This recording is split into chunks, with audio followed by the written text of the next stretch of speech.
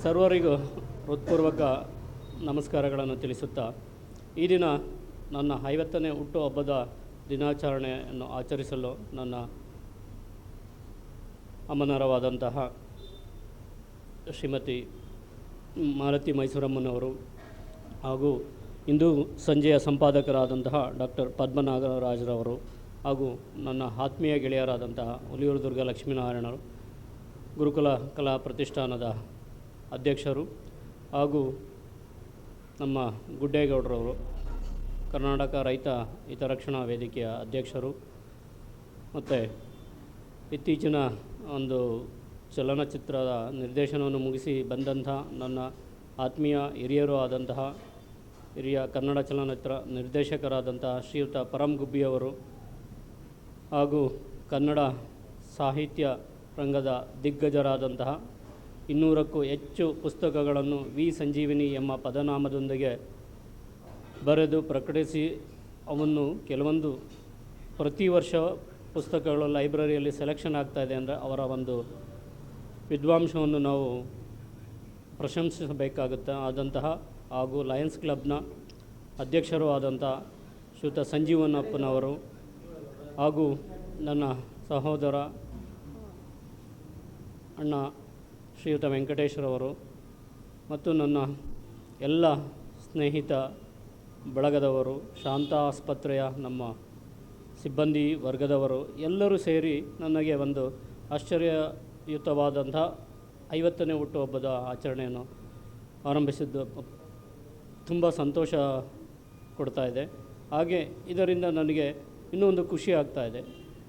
ಈ ಒಂದು ನಾನು ಕರ್ತವ್ಯವೇ ದೇವರಂತ ನಾನು ಕೆಲಸ ಮಾಡ್ಕೊಂಡು ಹೋಗ್ತಾಯಿದ್ರು. ನಾನು ಇಷ್ಟೊಂದು ಪ್ರೀತಿ ಗಳಿಸಿದ್ದೀನಲ್ಲ, ಇವರೆಲ್ಲ ಆಶೀರ್ವಾದದಿಂದ ನಾವೊಬ್ಬ ರೈತನ ಮಗ ಆಗಿ ನಾವು PUCಗೆ ಬೆಂಗಳೂರು ಬಂದಾಗ ಏನೂ ಇಲ್ಲದೆ ಒಂದು ಸೈಕಲ್ ಇಲ್ಲದೆ ಬಂದಂಥವರು. ಸೊ ಈ ಒಂದು ಶಾಂತ ಮಲ್ಟಿ ಸ್ಪೆಷಾಲಿಟಿ ಆಸ್ಪತ್ರೆಯ ಅಲ್ಲಿ ದೊರೆಯುವಂತಹ ಎಲ್ಲ ರೀತಿಯ ಚಿಕಿತ್ಸೆಗಳು, ಸರ್ಜರಿಗಳು, ಲೇಬರ್, ICU, ಏನು ಆಲ್ಮೋಸ್ಟ್ ಎಲ್ಲ ಫೆಸಿಲಿಟೀಸ್ ಇರುವಂತಹ ಸೂಪರ್ ಸ್ಪೆಷಾಲಿಟಿ ಆಸ್ಪತ್ರೆಯು ಸುಸಜ್ಜಿತವಾಗಿ ರೋಗಿಗಳಿಗೆ ಸೇವೆ ಸಲ್ಲಿಸ್ತಾ ಇದೆ ಅಂದರೆ ಇದಕ್ಕೆಲ್ಲ ಕಾರಣ ಇವರ ಆಶೀರ್ವಾದ. ಹೀಗೆ ಇರಲಿ ಅಂತೇಳಿ ನಾನು ಮತ್ತೊಮ್ಮೆ ಇವ್ರನ್ನೆಲ್ಲರಲ್ಲೂ ಆಶೀರ್ವಾದವನ್ನು ಬಯಸುತ್ತಾ ಈ ನನ್ನ ಒಂದು ಹುಟ್ಟುಹಬ್ಬದ ಸಂಭ್ರಮಾಚರಣೆಯನ್ನು ಅವರು ನೆರವೇರಿಸಿದ್ದಕ್ಕೆ ನನಗೆ ಖುಷಿ ಮತ್ತಷ್ಟು ಹೆಚ್ಚಾಗಿದೆ. ಹಾಗೆ ನನ್ನ ಆರೋಗ್ಯದಲ್ಲೂ ಕೂಡ ಇನ್ನೂ ಮಾದರಿಯಾಗಿ ಇರಬೇಕು ಅಂತ ಅನ್ನಿಸ್ತಾ ಇದೆ. ಸೊ ಮತ್ತೊಮ್ಮೆ ಎಲ್ಲರಿಗೂ ಹೃತ್ಪೂರ್ವಕ ಧನ್ಯವಾದಗಳನ್ನ. ಈ ನನ್ನ ಮಾಧ್ಯಮ ಮಿತ್ರರು ಸಹ ಬಂದಿದ್ದಾರೆ. ಸೊ ನಮಸ್ತೆ ಮ್ಯಾಮ್. ಮತ್ತು ಇವರಿಗೆ ಜಸ್ಟ್ ನಾನು ಒಂದು ಮೆಸೇಜ್ ಅಷ್ಟೇ ಮಾಡಿದ್ದೆ, ನನ್ನ ಸ್ನೇಹಿತರಷ್ಟೇ ಮಾಡ್ತಾಯಿದ್ದು. ಇಲ್ಲಿ ಯಾವ ರೀತಿ ಅರೇಂಜ್ ಮಾಡಿರ್ತಾರೆ ಅಂತ ನಾನು ಅಂದ್ಕೊಂಡಿರಲಿಲ್ಲ.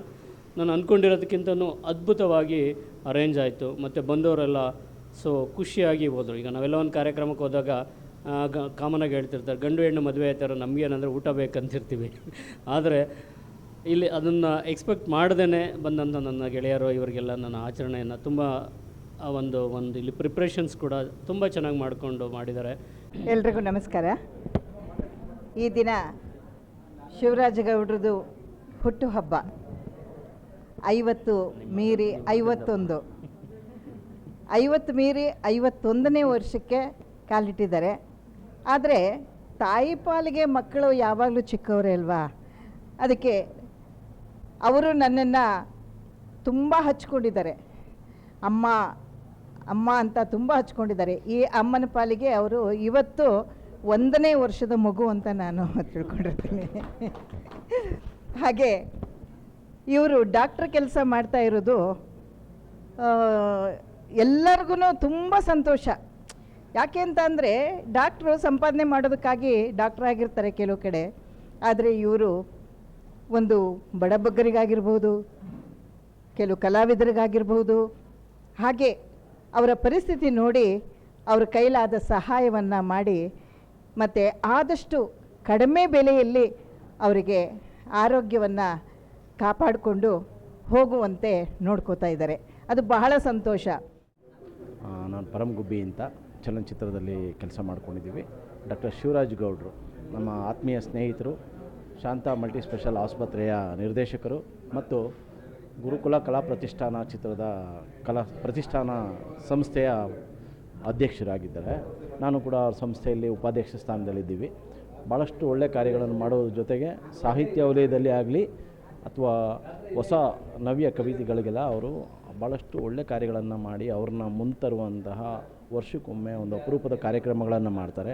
ಹಾಗೆ ಚಲನಚಿತ್ರರಂಗದಲ್ಲಿ ನಮ್ಮ ಸಹ ಕಲಾವಿದರು, ಬಡ ಕಲಾವಿದರು ಅಂತ ಯಾರಿರ್ತಾರೆ, ಆಸಕ್ತ ಕಲಾವಿದರು, ಅವ್ರಿಗೆಲ್ಲವೂ ಅವ್ರ ಆಸ್ಪತ್ರೆಯಲ್ಲಿ ನಮಗೆ ಉಚಿತ ಚಿಕಿತ್ಸೆಗಳನ್ನು ಕೊಡ್ತಾ ನಮಗೆ ಭಾಳ ಉಪಕಾರ ಮಾಡಿದ್ದಾರೆ.